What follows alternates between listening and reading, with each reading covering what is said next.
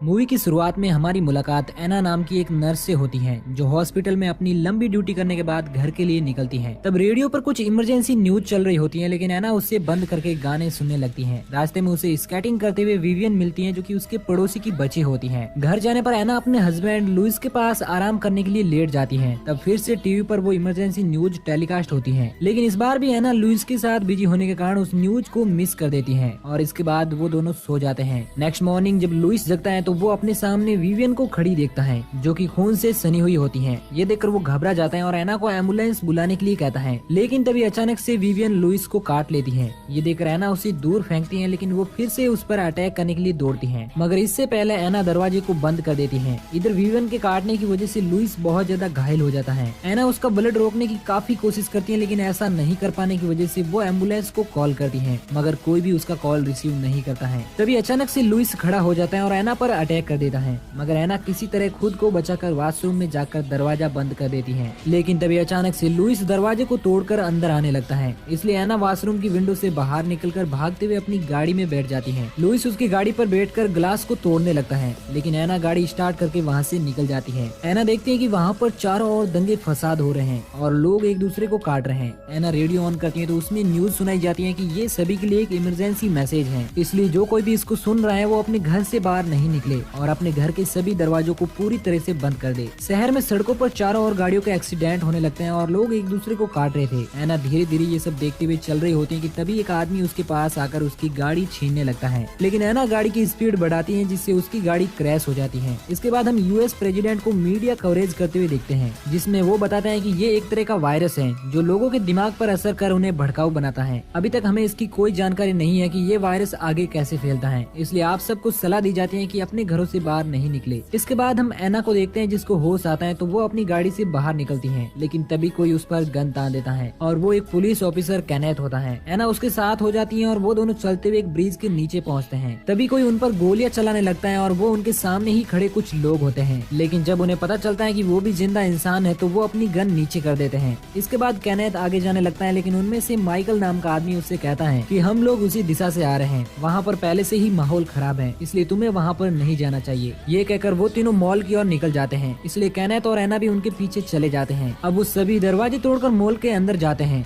और सावधानी से आगे बढ़ते हैं। जिसके बाद कैनेथ एना और एंड्रे की वाइफ लूडा के साथ वहीं पर रुकता है और वो दोनों सभी दरवाजों को चेक करने के लिए जाते हैं, जहाँ पर माइकल को एक दरवाजे के पीछे किसी के होने का एहसास होता है और जब वो दरवाजा खोलता है तो वहाँ पर ज़ॉम्बी होता है जो उस पर अटैक कर देता है, लेकिन माइकल किसी तरह उससे बचते हुए एक लकड़ी से उसे मारने में कामयाब हो जाता है। वहीं उसी वक्त पीछे लूडा पर भी एक ज़ॉम्बी अटैक कर देता है, लेकिन कैनेथ उसे बचाता है, इसलिए वो ज़ॉम्बी उसे काटने लगता है, मगर तभी एना कैनेथ की गन से उसे घायल कर कैनेथ को बचा लेती है। इसके बाद वो दोनों भी वहाँ पर आ जाते हैं और वो सभी वहाँ से आगे भागने लगते हैं और भागते हुए एलिवेटर में चले जाते हैं, लेकिन जैसे ही वो लोग ऊपर जाते हैं तो 3 सिक्योरिटी गार्ड उन पर गन तान देते हैं और वो उन्हें वहाँ से वापस चले जाने के लिए कहते हैं, लेकिन एना उनसे कहते हैं कि हमारे साथ एक प्रेग्नेंट लेडी है, इसलिए प्लीज हमें थोड़ी देर के लिए रुकने दो, जिसके बाद हम यहाँ से वापस चले जाएंगे। इसलिए वो तीनों मान जाते हैं और अंदर आने से पहले उनके सारे हथियार जमा कर लेते हैं। अंदर आने के बाद वो सभी टीवी देखते हैं जिसमें बताया जाता है कि ये एक वायरस है जो पूरे अमेरिका में फैल चुका है। इन संक्रमित लोगों को ज़ॉम्बी कहा जाता है और उन्हें मारने के लिए इनके सर में गोली मारनी होती है। वहीं एक आर्मी ऑफिसर बताता है कि अगर कोई जिंदा इंसान इस टेलीकास्ट को सुन रहा है तो वो फोर्ट पास्टर की तरफ आ सकता है, जहाँ पर हमारी टीम लोगों को बचाने का काम कर रही है। इसके बाद वो सभी बिल्डिंग की छत पर जाते हैं और वहाँ पर हेल्प के लिए कुछ साइन बना देते हैं ताकि कोई उड़ता हुआ मिलिट्री प्लेन उनकी सहायता कर सके।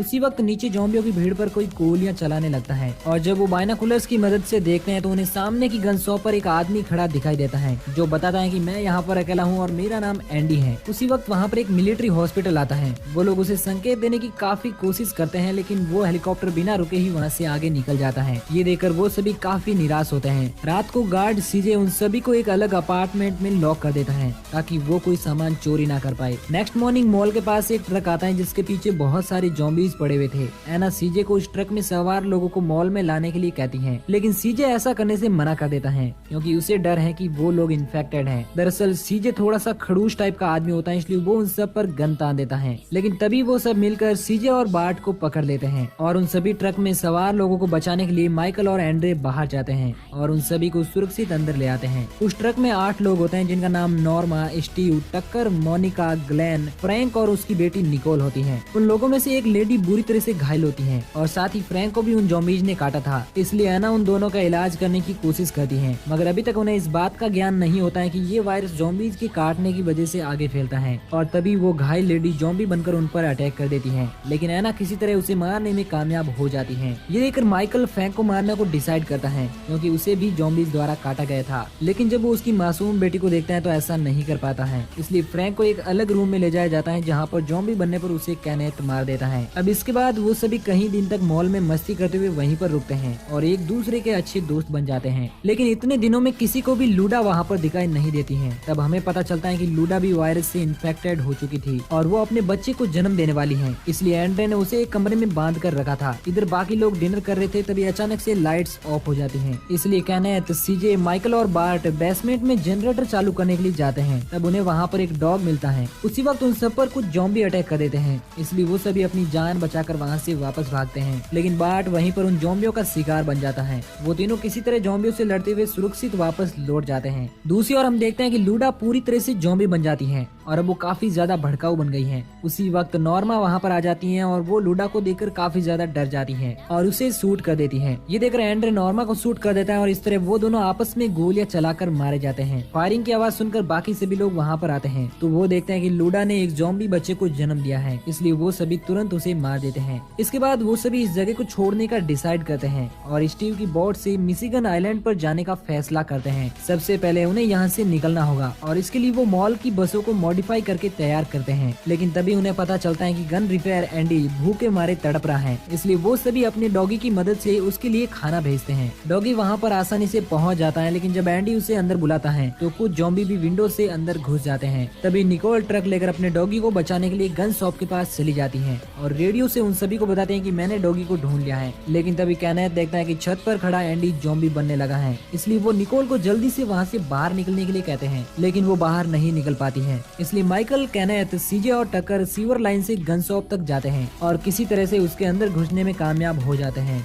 जहाँ पर उन्हें एंडी मिलता है जो पूरी तरह से ज़ॉम्बी बन चुका था। कैनेथ उसे शूट करके मार देता है और वो लोग निकोल को बचा लेते हैं। इसके बाद वो सभी वहाँ से बहुत सारे एमो लेकर वापस से सीवर लाइन में चले जाते हैं। लेकिन अब ज़ॉम्बीज भी सीवर लाइन में घुस जाते हैं, जिसमें टकर ज़ॉम्बियों का शिकार बन जाता है। लेकिन जब वो लोग मॉल तक पहुँचते हैं तो स्टीव टाइम पर दरवाजा नहीं खोलता है, जिससे वहाँ पर बहुत सारे ज़ॉम्बी आ जाते हैं। तभी एना दरवाजा खोल देती है और वो सभी वहाँ से भागते हुए सीधे ट्रक्स में चले जाते हैं और ट्रक्स लेकर वहाँ से बाहर निकल जाते हैं। लेकिन आगे बहुत सारे ज़ॉम्बी होते हैं, जिसमें उनकी गाड़ी रुक जाती है और वो ज़ॉम्बी ट्रक्स को नीचे गिराने लगते हैं। इसलिए अब वो बॉम्ब से ज़ॉम्बियों का खात्मा करके वहाँ से आगे निकलते हैं। लेकिन कैनेथ के ट्रक की स्पीड ज्यादा होने की वजह से वो क्रैश हो जाता है और इस हादसे में ग्लेन और मोनिका मारे जाते हैं। साथ ही स्टीव भी इन्फेक्टेड होकर ज़ॉम्बी बन जाता है, इसलिए एना उसे मार देती है और बाकी जिंदा बचे लोग दूसरी गाड़ी में चले जाते हैं और वो सभी गाड़ी लेकर झील के किनारे जाते हैं। सभी लोग एक एक करके नीचे उतरकर आगे चले जाते हैं, लेकिन सीजे उनको बचाने के लिए गाड़ी में ही फंस जाता है और एक बॉम्ब विस्फोट में सारे ज़ॉम्बियों के साथ वो भी मारा जाता है।